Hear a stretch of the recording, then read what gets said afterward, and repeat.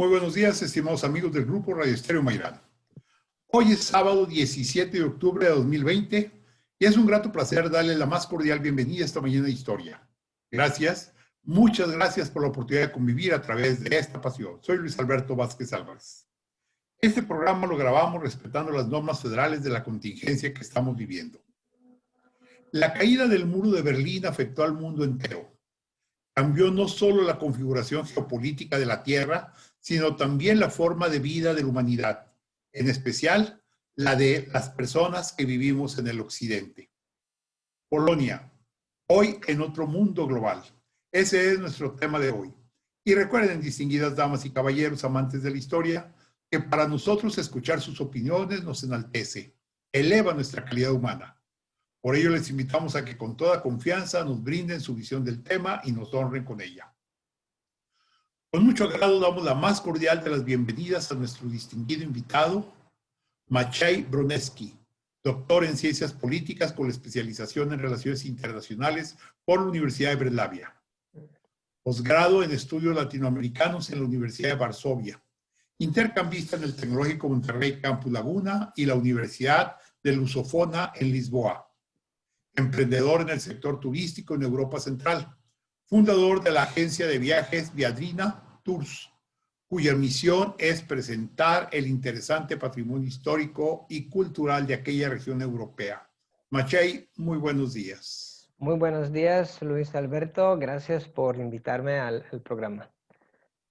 Maciej, en el programa anterior vimos que Polonia vivió la Segunda Guerra Mundial, que fue terrible.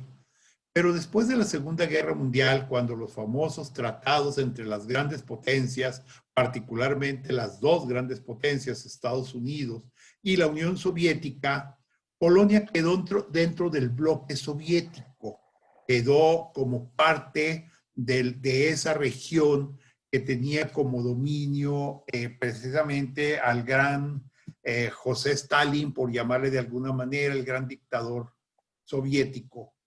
¿Cómo fue la vida social, educativa, política en esa época en Polonia?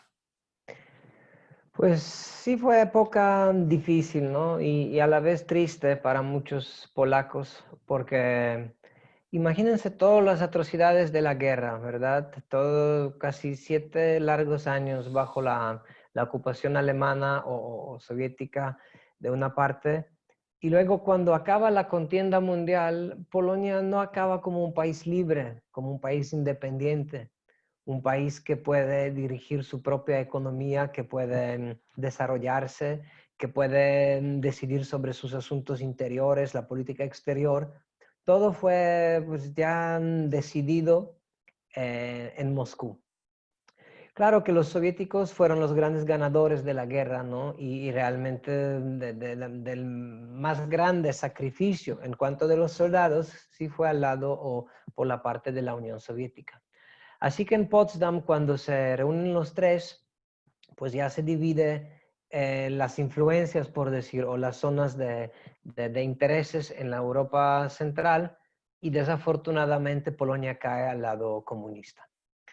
Y para muchos fue una gran tragedia porque pues nosotros teníamos nuestro gobierno, por decir, legítimo en Londres, pero como nos liberaron los soviéticos, ahí se quedaron las tropas. Se estima que en el 45-6 más o menos 500,000 soldados rusos se estacionaban en Polonia, o sea, 500,000 de soldados, ¿no?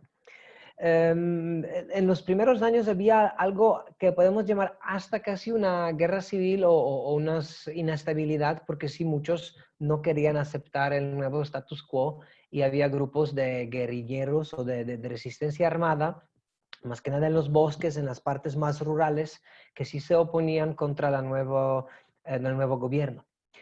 Comunismo antes de la Segunda Guerra Mundial en Polonia era muy poco, no era popular, ¿verdad? Si vemos, por ejemplo, las elecciones llegaban hasta 5% de los votos, ¿no? O sea, había partidos socialistas, pero socialismo como de una manera pacífica, socialismo patriota que quiere vivir en su propia patria, no en el estilo del comunismo internacional de parte de la Unión Soviética.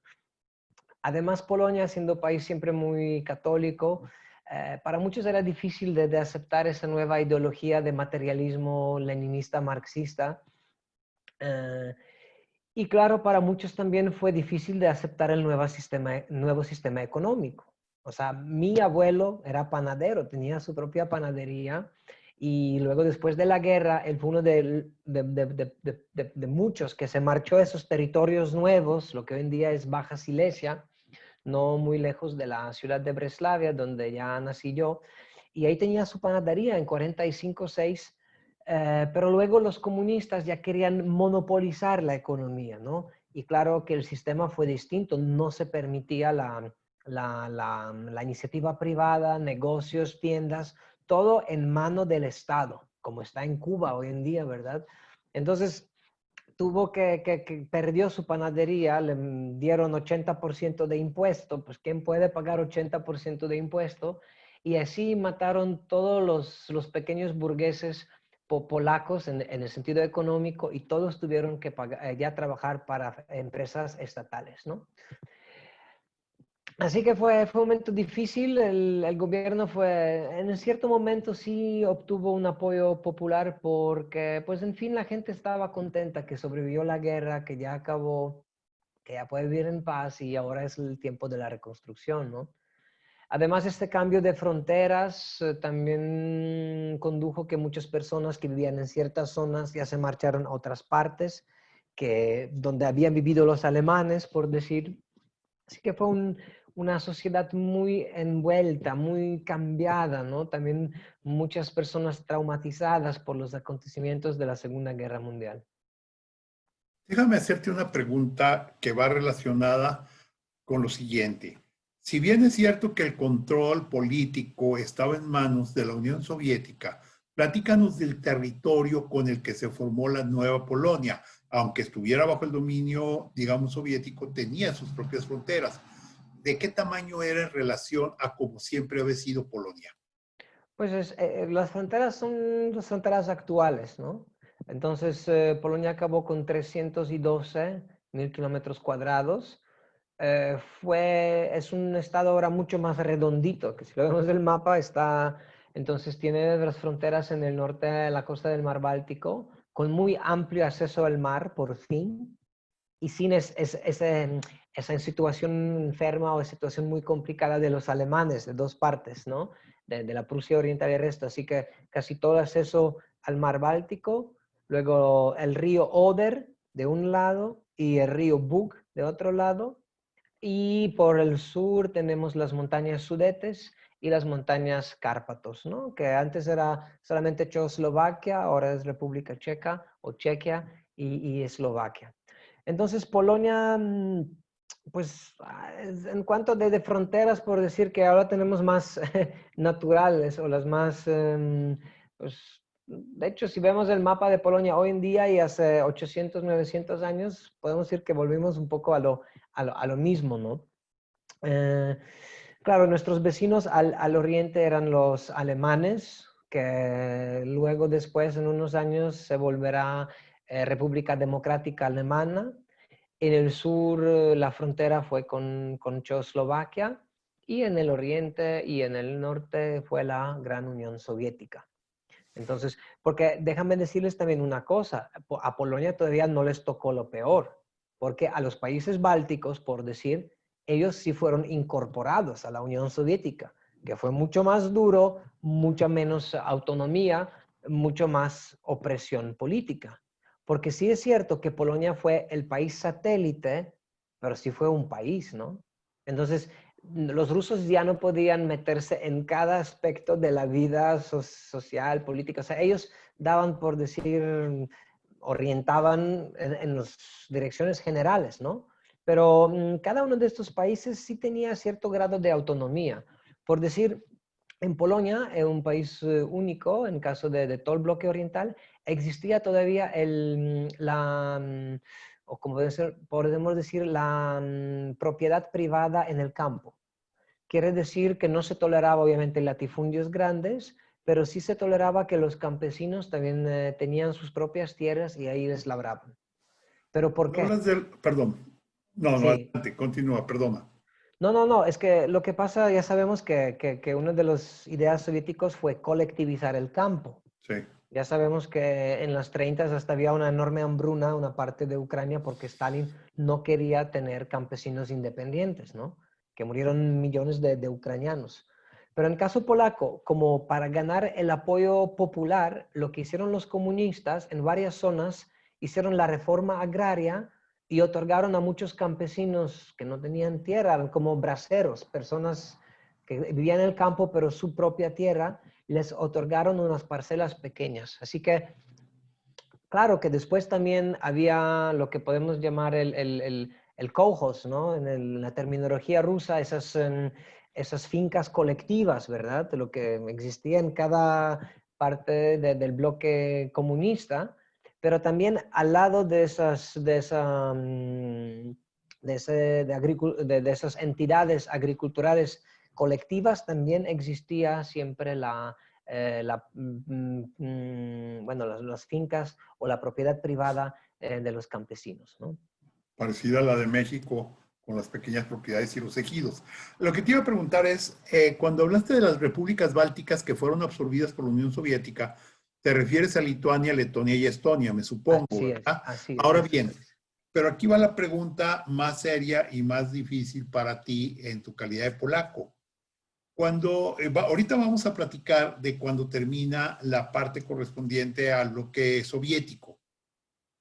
Otras naciones parecidas en su sistema al de Polonia lo eran Checoslovaquia y Yugoslavia particularmente, que también tenían cierta independencia frente a la Unión Soviética, parecido a la de Polonia, o sea, tenían autonomía, por llamarle de alguna manera. Eran parte del bloque soviético, pero no eran el bloque soviético, como lo fueron Lituania, Letonia, Estonia, Bielorrusia y demás. Sin embargo, sabemos que tanto Checoslovaquia como Yugoslavia, cuando termina el bloque, se dividen, se convierten en muchas naciones, concretamente en la República Checa y en Eslovaquia. ¿Había condiciones en Polonia para que pudiera pasar lo mismo? No, porque eso es lo que les había comentado antes, que antes de la Segunda Guerra Mundial, Polonia era compuesta de varias minorías étnicas y nada más 65% eran polacos.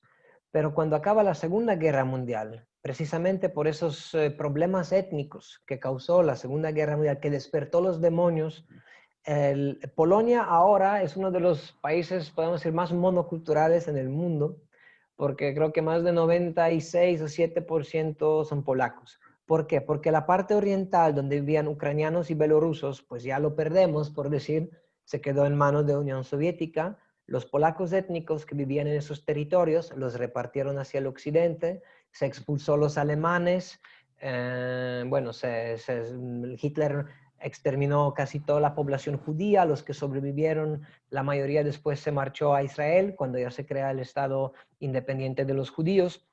Así que Polonia no tenía ninguna minoría importante, por decir, una región autónomo donde podía pasar eso. Porque sí es cierto que todos, es algo muy curioso, que todas las federaciones comunistas se descompusieron. Porque Checoslovaquia, que gracias a Dios fue la manera pacífica, nada más porque la línea étnica era bastante clara, ¿no? Yugoslavia sí fue un país, es que no fue un país en su estricte del bloque, porque ya sabemos que ellos no tenían las tropas soviéticas ahí. Es uno de los pocos países que se liberó de los alemanes solo. Así que Tito, que era el líder de Yugoslavia, mantuvo una gran parte de una cierta autonomía e independencia. Y ahora un momento cuando Yugoslavia quería mostrar el tercer camino, ¿no? Como algo más distinto, y al comunismo y al capitalismo una forma, una híbrida. Checoslovaquia desafortunadamente no.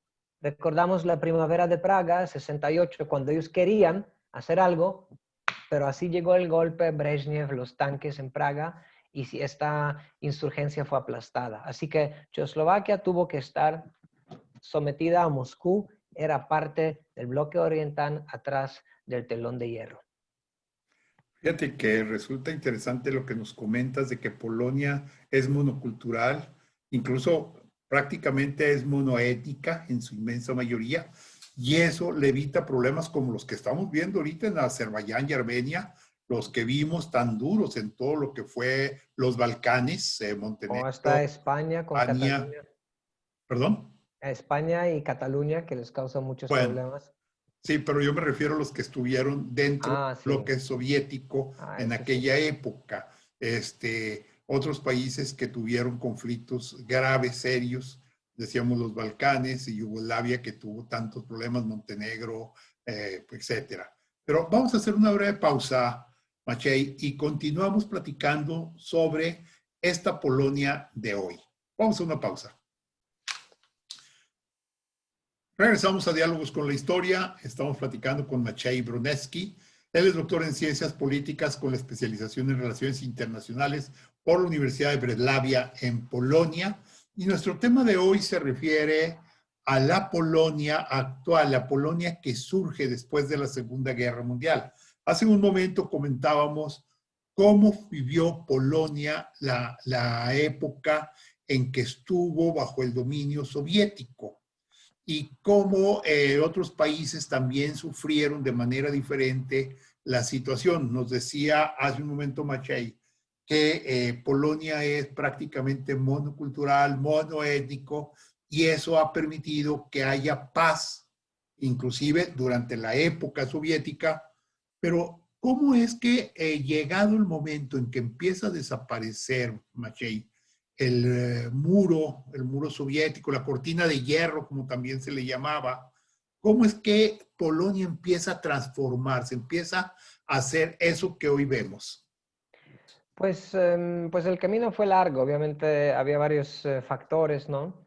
En nuestro caso, creo que un momento muy especial en cuanto de inspiración y también ese apoyo espiritual, el apoyo mental, fue cuando el primer no italiano, ¿no? Y además una persona del bloque oriental, un obispo de Cracovia, el Karol Wojtyła, en 1978, el Vaticano fue elegido el Papa Juan Pablo II, ¿no? Porque cuando aconteció eso, un año después, en 79, él llega a Polonia. Los soviéticos asustados. Leon Brezhnev les decía, no le dejen entrar a los camaradas polacos del Partido Comunista Polaco, pero Edvard Gierek, que aquel entonces sí estuvo encargado, pues como sintió de que sí, no, pues estaría muy mal no recibir el polaco, por fin, que ya después siglos de papas italianos fue elegido en la Santa Sede en Vaticano. Entonces, cuando llega Juan Pablo II, se reúnen millones de personas, literalmente. Y él habla mucho de varias cosas. Por ejemplo, en uno de sus discursos dice que descienda el Espíritu y que renueva la faz de la tierra, de esa tierra. Y a muchos es una enorme fuente de inspiración. O en otro discurso le dice, no tengan miedo, no tengáis miedo, no tengan miedo. Entonces, el pueblo ve cuántos millones son, con cuántos contamos y entiende un poco de que sí somos los que mandan, pues que sí somos el pueblo, es nuestra patria. Y un año después, que también fue causado por una crisis económica, pero en 1980, las famosas huelgas en los astilleros ahí en el norte del país, en el mar Báltico, en Gdańsk, donde surge un personaje carismático, es un electricista que trabaja en el astillero, el Lech Wałęsa, o Lech Walesa, como lo llaman, y se forma ese sindicato Solidaridad o Solidarność, cuando los comunistas sí se percatan que de repente ya tienen otro enemigo político, pues. Déjame ir un poquito atrás, Maciej. Regresarme un poco con lo que platicaste, Juan Pablo, aunque pudiéramos tocarlo un poco más adelante. Sin embargo, para mí pienso que es importante conocer. ¿Había restricciones religiosas en la Polonia de la Unión Soviética? Es decir, ¿había prohibición en las iglesias? ¿Estaban cerradas las iglesias? ¿O cómo se llevaba a cabo la religión? Digo, ¿cómo es posible que un obispo, cardenal polaco de un país bajo el régimen soviético pudiera existir, pudiera estar? Porque él vivía en Cracovia incluso antes de ser nombrado papa, ¿no? Sí, pues Polonia en este caso sí fue una gran excepción, ¿no? Es que sí es cierto que esa religiosidad católica polaca fue muy famosa y a los comunistas ellos nunca lograron de erradicar ese sentimiento religioso en la gran mayoría del pueblo polaco. Había un momento después de la guerra que sí los comunistas estaban un poco más, por decir, relajados, porque todavía no han tomado todo el poder en sus manos. Hasta hay, por ejemplo, unas fotos cuando el primer era el presidente, luego el secretario del partido, el Bolesław Bierut, que sí participaba, por decir, o estaba ahí en unas procesiones religiosas. Pero el peor momento fue en 40 finales hasta la muerte de José Stalin. 53 hasta 50, cuando sí se oprimía mucho la Iglesia Católica y sí hasta había un primado de Polonia, como que el maestro, por decir, de Karol Wojtyła, del futuro papa que se llama Cardinal Wyszynski, que fue en cierta forma detenido por unos años por el Partido Comunista. O sea, sí existía la opresión, pero nunca de una forma tan extrema que en la Unión Soviética, donde cerraban las iglesias y las convertían en el museo de ateísmo. En Polonia sí les ponían muchas trabas a sacerdotes para no ir a los seminarios, a construir iglesias, o les quitaban las tierras, quitaban las propiedades, pero nunca llegó a un momento tan extremo como en la Unión Soviética propia. Sí había también 2 o 3 víctimas que sí realmente perdieron sus vidas. Y claro, nunca la iglesia la tenía fácil, pero podemos decir que a partir de muerte de José Stalin fue una de las pocas, la única básicamente institución que no han logrado controlar 100% la iglesia católica. Entonces, y Juan Pablo II, luego después, bueno, antes de ser Juan Pablo II, se va a Italia. Él, como después de la guerra, en 46, 7, si no me equivoco, recibe una beca y va a Italia. Por eso él sabía italiano y ya era más conocido también por allá. Luego regresa a Polonia, es un personaje carismático, uno de los más jóvenes obispos y luego cardinal. Y cuando ya se prepara el segundo concilio de Vaticano, ahí destaca mucho su personaje. Y bueno, y luego Conclave así decidió, fue un cardinal, uno de muchos que podía ser elegido, y si lo eligen, habemos papam, y para los polacos fue una sorpresa enorme, un orgullo y también una fuente de motivación. Así que dicen que ese gran trío, que fue Margaret Thatcher, Ronald Reagan y Juan Pablo II, los que lograron derrumbar el comunismo en esa parte del mundo. A ver, déjame preguntarte algo. ¿Cuál es la visión previa a que fuera nombrado Botila, Karol Botila, papa en Polonia? ¿Cómo fue su comportamiento durante la ocupación nazi? Oh, es una cosa interesantísima. De hecho, les recomiendo mucho, si les interesa ese tema, que vayan a Wadowice, que es un pueblo al sur de Polonia, no muy lejos de Cracovia, ya a los pies de las montañas. Ahí es la casa donde él nació. Y ahí es un museo de él, ¿no? Pues él realmente era joven, ¿no? Porque él nació en 1920. Entonces, cuando estalla la Segunda Guerra Mundial, tiene 19 años. De hecho, él se va a estudiar filosofía, si no me equivoco, a Cracovia. Es cuando suspenden los alemanes clases, ya no se tolera la educación superior de los polacos. Luego él trabajó en una cantera de cal donde tenía un accidente, muere su padre, su mamá ya había muerto mucho antes y es cuando él decide ser sacerdote, 1940 con sus 20 años. Y, y luego pues sobrevive todo lo que es lo triste, ¿no? Muchos de sus compañeros de escuela, porque él nació en un pueblo donde creo que 1/3 de la población era judía. O sea, él tenía muchos amigos judíos con los cuales jugaba fútbol, les ayudaban las tareas bueno, convivían como conviven los muchachos de primaria, ¿verdad? Entonces, él sí sufrió mucho de la ocupación nazi, vio todas las amenazas del sistema totalitario de derecha y luego también le tocó vivir una época muy dura bajo el Stalin y ese materialismo puro del comunismo, o sea, otro totalitarismo de izquierda. Así que su trayectoria y su vida es muy fuertemente formada por esos dos totalitarismos. Por eso él tenía esa sensibilidad enorme cuando iba a diferentes partes del mundo, porque a él realmente le tocó todo, podemos decir, ¿no? Un personaje impresionante, y el museo les recomiendo que vayan porque le explican todo desde el momento cuando nace hasta está reconstruido un cuarto donde vivía con su papá, porque mamá murió cuando él tenía 7 años. De hecho, hay una foto ahí cuando está muy triste, se fue a la primera comunión porque unas semanas antes había muerto su madre. Y la labor social que hizo Carlos Botila durante el tiempo que estuvo, su cercanía con el pueblo, con la gente, porque tú nos hablas de que cuando llegó como papa fue recibido por millones. Eso era lógico y en cualquier parte del mundo eso va a suceder. Pero, ¿qué era lo que sentía el pueblo polaco por Juan Pablo II antes de que fuera papa? No, pues yo creo que era menos reconocido, obviamente, ¿no? No creo que haya estado desde aquel entonces un gran conocimiento de todo el pueblo de ese personaje. La gente sabía que fue, creo que arzobispo. Él siempre estuvo muy famoso por su trabajo con los estudiantes. Lo llamaban el tío porque él viajaba mucho con ellos, senderismo, kayaks. Era un peregrino, le gustaba siempre estar en movimiento, caminaba mucho, se iba con él a las montañas, bosques.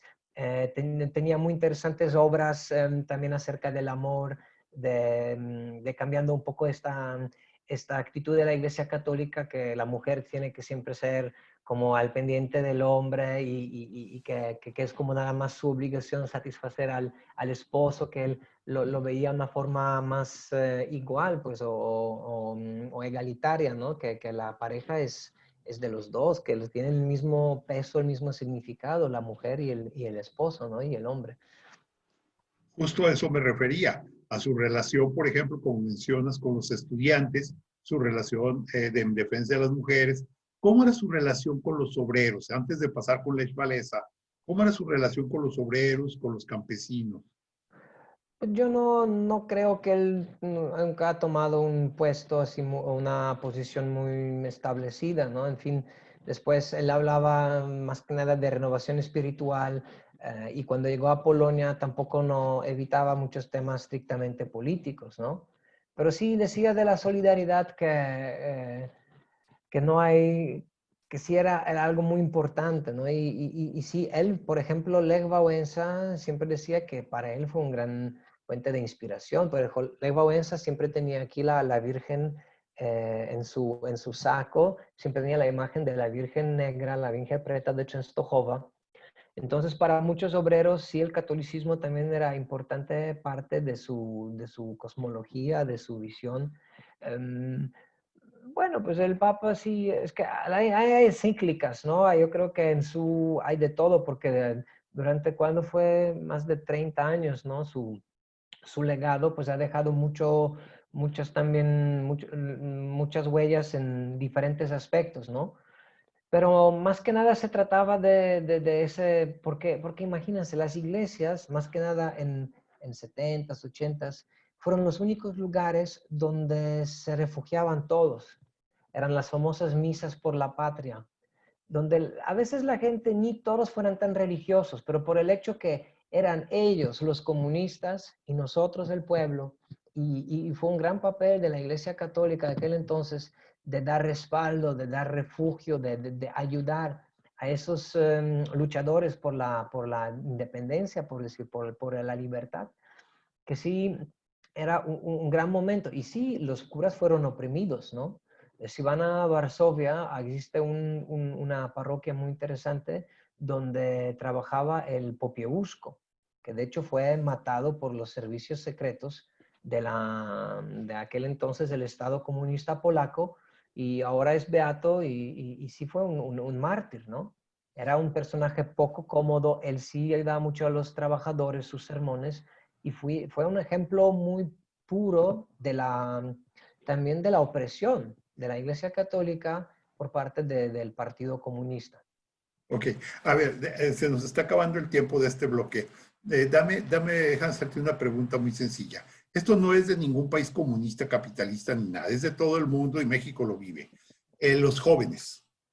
Generalmente los jóvenes tienden a abandonar la religión, sobre todo en sus primeros años. Es increíble, pero somos los viejos los que luego regresamos a la iglesia como que ya nos sentimos muy cerca del final. En Polonia, en la época aquella, los jóvenes se acercaban a la iglesia. Sí, fue cuando realmente todos estuvieron ahí muy cerca. De hecho, se hablaba de la generación de Juan Pablo II, pero él era muy, podemos decir que siempre era muy querido por los jóvenes, ¿no? Y hay una ventana así famosa en Cracovia donde se quedaba, donde siempre, ya después de todo su día oficial, aparecía en la ventana y les daba como unas pláticas un poco más así relajadas, ¿no? Eh, entonces sí, para muchos la Iglesia Católica fue un fuente de inspiración y bueno, algo cultural, pues, ¿no? Ahora ya todo ha cambiado, ¿no? Después, cuando cae el muro de Berlín, cuando cambia toda la situación internacional, pues ya vivimos en un mundo ya, digamos, más secularizado, ¿no? Así es, definitivamente. Maciej, vamos a hacer una breve pausa y continuamos Sí. platicando sobre Polonia hoy. Regresamos a Diálogos con la Historia. Estamos platicando de Polonia hoy. Con nosotros Maciej Broneski, doctor en Ciencias Políticas con especialización en Relaciones Internacionales por la Universidad de Breslavia en Polonia. Maciej, Juan Pablo II, Karol Wojtyła, fue un ejemplo fundamental en el campo espiritual, en el campo político también, algo trascendente para Polonia. Pero hubo un personaje que fue el que vino a cambiar la estructura política, la lucha por los derechos de los trabajadores, derechos humanos, que fue Lech Walesa. ¿Qué nos puedes platicar de él? Pues él sí todavía es, porque sigue vivo, ahí tiene su fundación en Gdańsk. Pues fue un obrero sencillo, pero sí muy religioso. Y a la hora que, por decir que a veces la historia te da la oportunidad de destacar, pues sí, él destacó, ¿no? Que fue durante esas huelgas en 1980, cuando esas huelgas se derramaron, por decir, a todo el país, y el Partido Comunista tuvo que retroceder y aceptó los sindicatos, que fue algo muy extraño. En el bloque comunista, que se supone que es el partido de los obreros, existía otro sindicato que no fue controlado por los comunistas. Y también esa fue la razón por la cual la solidaridad no perduró mucho, porque un año después los rusos como que, o los soviéticos ya perdieron la paciencia, y el Leonidas Brezhnev les dijo a los camaradas polacos: ¿saben qué? Tienen que arreglar eso, o si no, les ayudaremos, entre comillas, y les ayudaremos de una forma parecida como en Checoslovaquia en 68. Así que ese ultimátum, los comunistas polacos, el general Jaruzelski, 1981, introduce ley marcial. El ejército está en las calles, hay toque de queda, varios oposicionistas, entre ellos el Lech Wałęsa, están detenidos, y por 8 o 9 años se acabó el sueño, ¿no? Además, es una época dura, todavía los soviéticos invaden Afganistán, o sea, no es algo de otro mundo, realmente fue un lugar donde sí se trataba de defender el interés del Imperio Soviético. Sí, los soviéticos no tenían ningún temor de entrar y introducir sus intereses. Pero claro, después ya al final de la década de los 80, cuando ya la situación económica en la Unión Soviética comienza a cambiar, llega el Gorbachev, Perestroika, Glasnost, ya existió más espacio para cambios. Y de hecho, déjame decirles que Polonia fue uno de los primeros países que como decidió sentarse con la oposición. Fue el año 1989. Le llamamos los acuerdos de la mesa redonda, porque se sentaron en la mesa redonda una parte de la oposición con Lech Wałęsa y otra parte del gobierno comunista, y 89 en junio hicieron un acuerdo de organizar primeras elecciones semilibres que se convocaron, y eso fue un impulso para los cambios en diferentes partes del bloque, ¿no? Que fue, bueno, Hungría, Checoslovaquia, y al final, como sabemos, en noviembre cayó el muro de Berlín, Alemania se reunificó, y eso significó básicamente el final del dominio soviético en esta parte del mundo.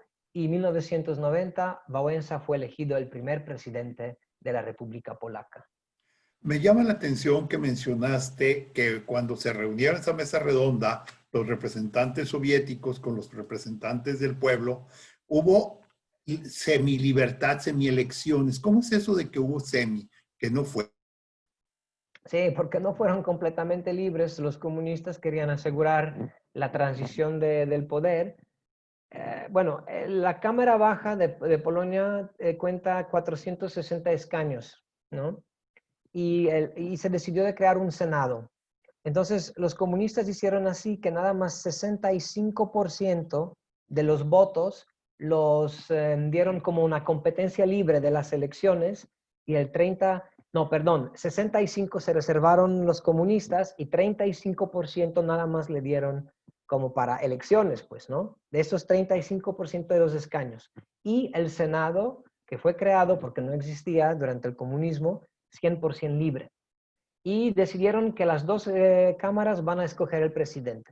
Así que si lo cuentan, 460 más 100, o sea, tomando la peor visión que los comunistas van a perder todo, todavía tenían la mayoría para escoger el presidente. Y así efectivamente pasó porque Solidaridad ganó todo en estas elecciones, lo que podían, pero como se aseguraron los comunistas de que sí iban a estar en gobierno, lograron elegir Jaruzelski, que fue el último secretario, el presidente del país. Entonces, Polonia no hizo todas las elecciones 100% libres. Por 2 años había un gobierno híbrido, con unos funcionarios todavía del comunismo y con los nuevos elegidos hasta 91, cuando ya se hizo las primeras elecciones completamente libres. Ya ningún otro, ya era después de todo, ¿no? Ahora bien, nos decías que Lech Walesa se convierte en el primer presidente popular de Polonia. ¿Cómo fue su gobierno? ¿Fue libre? ¿Él actuó? ¿Respondió a lo que el pueblo esperaba? Pues ya fue otra época, es como siempre alguien muy carismático que viene en un momento especial e inspira a la gente, luego ya ser presidente y manejar los asuntos del Estado, pues ya le salía más difícil y a veces él quería hacer cosas como la manera, como lo hacía antes como líder de sindicato y obrero, pero ya no se podía hacer lo mismo ejerciendo la función del presidente del país. Además, Polonia tiene otro sistema, es un sistema parlamentario, así que el gobierno y el poder real está en las manos del primer ministro. O sea, la mayoría del parlamento, el primer ministro, no el presidente, el que tiene el gran poder en el país. Por eso, para él fue una gran derrota 95, cuando intentaba, porque en Polonia son dos términos, se llama, ¿no? O dos como ahora en Estados Unidos, que Trump quiere la reelección, ¿no? Por ejemplo, en México no hay la reelección, es uno de esos principios, pero en Polonia sí. Entonces, él se lanzó por por los segundos 5 años y perdió justamente con un importante exfuncionario del Partido Comunista, Alexander Kwasniewski. Entonces, la ironía de la historia fue que, en fin, perdió contra un candidato postcomunista. A ver si entendí Pero bien. ¿Los comunistas ahora eran electos popularmente? bueno, en Polonia, bajo la constitución polaca, está prohibido el comunismo como tal. Estoy hablando de personas que se convirtieron, cambiaron sus colores del comunismo a socialdemócratas, pues, o socialistas. Entonces, había una parte de los funcionarios del Partido Unido Obrero Polaco que se transformaron en la socialdemocracia, pues, moderna, y uno de ellos sí ganó la presidencia en 95 y de hecho fue reelegido, o sea, 10 años fue el presidente de Polonia. ¿Y cómo es Polonia hoy? ¿Cómo vemos a Polonia hoy? Pues yo pienso ya para un poco resumir nuestras pláticas que tenemos, analizando la historia de 1000 años, los últimos 20, 30 años más felices o más afortunados en la historia del país, ¿no? Porque cuando cayó el muro, las tropas soviéticas dejaron Polonia en 93 Y por primera vez desde varios siglos tenemos la oportunidad de vivir bien en la paz, intentando desarrollar nuestra economía, estilo o estatus de vida, etc. En el 2004, Polonia se hizo el nuevo miembro de la Unión Europea, junto con otros 10 países ahí de la región. Así que ya estamos parte de esa gran alianza, la Comunidad Europea. Luego también desde 99, bueno, pero ya por esos rumbos también somos miembros de la OTAN. Que claro, que unos dicen que cambiamos las bases militares soviéticas por ahora las bases americanas, pero eso por lo menos es lo que el gobierno actual democráticamente elegido decide, ¿verdad? Es que una trauma de tener un vecino tan fuerte al lado nuestro siempre nos motiva de buscar apoyo de alguien grande en caso de que algo pase, por lo menos tener bases militares que no defendernos solos, ¿no? Que ya como pasó en 39 con los alemanes y con los soviéticos. Entonces, eh, Polonia últimamente tenía un estable crecimiento económico, a veces de 3, 4%. Claro que ahora con toda la pandemia este año fue algo excepcional. También teníamos últimamente muy buenas tasas de desempleo, que era alrededor de 6, 5%. Un país que sí cada año básicamente mejoraba toda lo que podemos ver la macroeconomía. Vamos a ver qué va a pasar ahora, pero como digo, en los últimos años teníamos mucha suerte y podíamos trabajar en la economía del pueblo. Ahora bien, me tocaste un tema que a mí me llama mucho la atención, que es la geopolítica actual del mundo. Eh, Están en la OTAN. Sí. Recientemente se supo que Alemania prácticamente expulsó una buena cantidad de soldados americanos, pero estos fueron llevados a Polonia. Allá llegaron. Se aumentó el número de soldados americanos polacos. Aquí la pregunta es, ¿qué tanto se puede sentir Polonia libre y qué tanto se puede sentir en paz con esas bases americanas de la OTAN que en un momento dado de guerra, pues Rusia sería las primeras que atacaría? Y vaya que dice Putin que tiene misiles para destruir inmediatamente a sus enemigos. ¿No sigue siendo duro para los polacos esta situación? Yo pienso que al contrario, que la gente sí lo ve de una forma muy positiva y hasta sí bueno, no lo demanda, pero sí lo espera.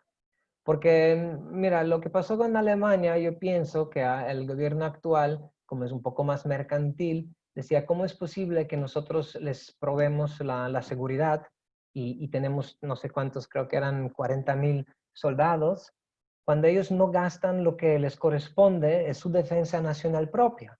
Pero al campo económico, todas las empresas alemanas nos compiten en cada sector, en cada segmento. Entonces dijo, bueno, les apoyamos militariamente y todavía competimos con ellos en la economía. Yo creo que hasta ahora no se habla de los bases permanentes, o sea, todavía se habla de una rotación, o sea, los soldados se quedan ahí unos meses, pero se van, no se quedan como en Alemania, que tienen sus barrios, sus escuelas, que tienen sus familias. Va a haber un poco más distinto, algo mucho más preparado simplemente para responder a un conflicto. Yo creo que también los países bálticos están muy preocupados porque, mira, la idea es que va a ser o servir estrictamente para la defensa. Nosotros ya vimos, y no pasó hace muchos años, porque en 2009 fue cuando Rusia invadió Georgia, ¿verdad? Que había una guerra corta, pero sí básicamente pusieron este pequeño país en las rodillas. El año 2014 invadieron una parte de Ucrania, ¿verdad? Que se suponía que la península Crimea, aunque bueno, étnicamente más rusa, pues formalmente era parte de Ucrania, ¿verdad? Entonces lo anectaron de una forma pues, silenciosa y bueno, y todavía en la parte de Ucrania, la parte oriental sigue un tipo de inseguridad y una guerra doméstica.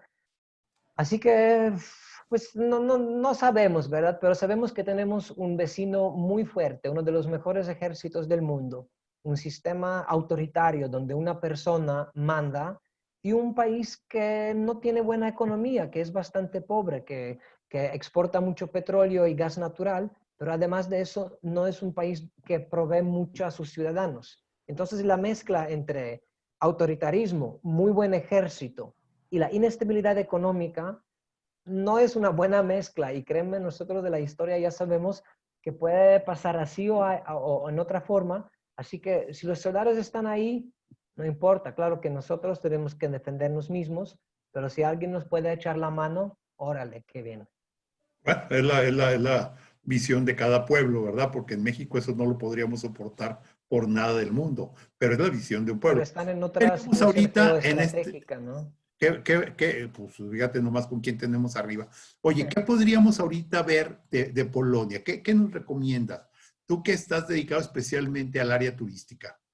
Pues miren, Polonia es un país muy bonito, muy seguro, muy agradable. Hay tantas cosas interesantes para ver. De hecho, si gusten, pueden contactarnos. La empresa se llama Viadrina con Viadrina.